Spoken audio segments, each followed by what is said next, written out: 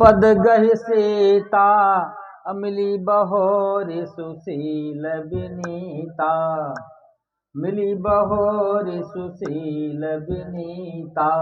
अब गोस्वामी जी कुछ संतों का भाव है कि अनुसुईया के पद गहि सीता, सीता जी जब अनुसुईया जी के पास पहुंची तो प्रणाम किया, मतलब पद गहे, पैरवा को दाब दाब के प्रणाम किया। यह नियम है। अब आज जो बहुएं आती हैं वो किस तरह प्रणाम करती हैं, आंचल से पैर तो छुएंगी और बाद में पैर उठा करके अपने मस्तक में लगाती हैं।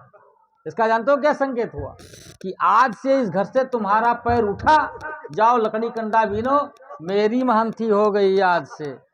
पैर उठाने का मतलब ये हुआ। तो कभी भी ध्यान दें, आप लोगों को पैर उठवा के नहीं प्रणाम करवाना चाहिए।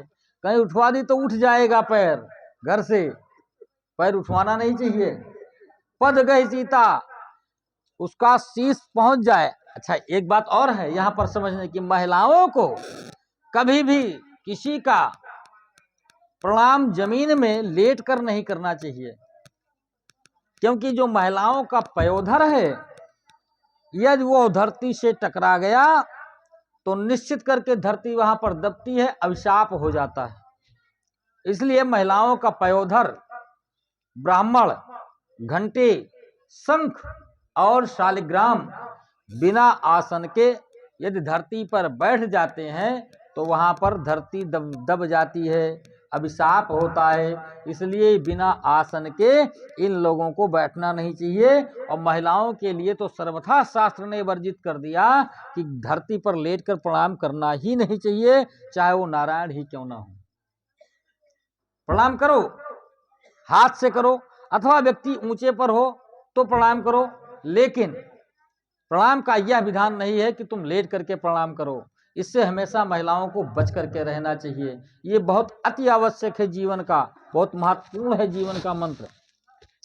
तो माता सीता प्रणाम की और सामने बैठ गई। अब गोस्वामी जी ने दर्शन कराया कि मिली बहोर सुशील विनता। बहोर मतलब होता है दोबारा। दोबारा कैसे मिली और कब मिली, चलिए संक्षेप में हम लोग जल्दी जल्दी में चलते हैं, दर्शन करवाते हैं, क्योंकि आज की यात्रा बहुत लंबी है और प्रयास है कि यात्रा को पूर्ण करके तभी विश्राम देना है। ऐसा नहीं है भाई खेत में कुछ पैदा होगा तभी खलिहान में आएगा, खेत का संबंध खलिहान से। अब आज दिन में भी बहुत मेहनत हो गई है तो अधिक बोलना भी मुश्किल है, इसलिए क्यों हम लोग दर्शन कर लेंगे और प्रणाम कर लेंगे। रामकथा महापूरक, रामकथा हित। कहने का मतलब ये, हम समय से ऊपर नहीं जाएंगे। अब भूल जाए ना देख पाओ तो बात अलग है, लेकिन समय से ऊपर नहीं जाएंगे। तो मिली बहोर सुशील विनीता। जब माता अनुसुईया ने सतुत्व धर्म का पालन किया तो तीनों लोक में इनका यश कीर्ति फैल गया। तो एक बार देवलोक में इनकी यश कीर्ति का गौरव गाथा हुआ। बाबा नारद हर गुण गाते हुए हर जगह पहुंच जाते हैं। बाबा नारद ने देवलोक में जाकर के और त्रिदेवियों को, श्री महालक्ष्मी, महासरस्वती और श्री पार्वती जी के बीच और धरती के एक नारी का इतनी प्रशंसा कर दिया कि ये त्रिदेवियां सोचने लगी कि हम तीनों से भी बढ़कर कोई महासती धरती पर हो गया, ये कहां संभव है। तो इन तीनों देवियों ने अपना चक्रवर्ती तूफान चला दिया। और चक्रवर्ती तूफान किसके ऊपर चलता है, केवल पतियों के ऊपर चलता है। पति लोग के सामने गई और कही मृत्यु लोक में, खास करके भारतवर्ष में, और वहां भी चित्रकूट में कोई एक नारी है, अत्रि मुनि की पत्नी है। और ये भी सुना है कि देवी देवहूति और महर्षि कर्दम की ये पुत्री हैं और परम सतीत्व है। तो सबके पतियों ने समझा दिया। महर्षि कर्दम भी परम तपस्वी थे। देखिए, यदि आज भी ये ध्यान रहे, यदि ध्रुव प्रहलाद जैसे संतान लेना है तो कमी नहीं है, पालन हमें करना है। यदि पत्नी गर्भवती है, पहली बात तो गर्भाधान में विचार होना चाहिए, कहना नहीं चाहिए, लेकिन अवश्य कह देने की बात है, सामाजिक बात है। रजोस्वला से 8वीं 10वीं 12वीं और 14वीं रात्रि पुत्र के लिए विहित है। सम रात्रियां पुत्र के लिए विहित हैं। विषम रात्रियां जैसे 9, 11, 13, 15 यह रात्रियां पुत्री के लिए विहित हैं।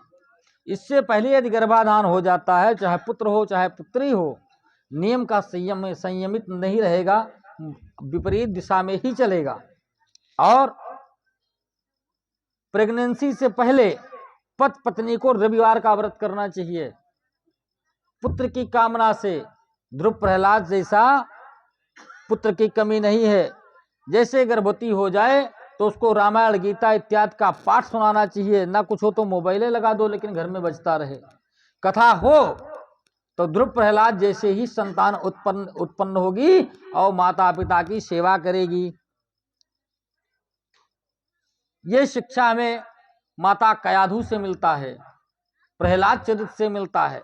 तो इन तीनों देवियों ने जब चक्रवर्ती तूफान चलाया तो सबके पतियों ने बहुत समझाया, लेकिन मानी नहीं। तो कहा जाके परीक्षा ले लो। तो प्रभु का तो नियम है परीक्षा लेना, लेकिन सती के ऊपर कोई परीक्षा नहीं चलती। सती न पीसे पीसना और संत न मांगे भीख। सती और संत के ऊपर जल्दी भगवान भी नाराज नहीं होते हैं, चाहे जितनी बड़ी गलती हो जाए।